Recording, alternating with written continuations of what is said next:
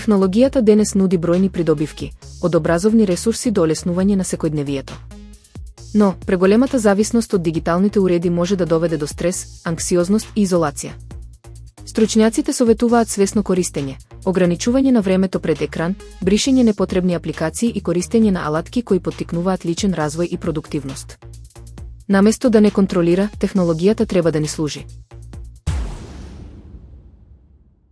Профитот на Тесла се намали за 23% во вториот квартал, достигнувајќи 1,4 милијарди долари, како резултат на слабење на продажбата и политичките тензии околу Илон Маск.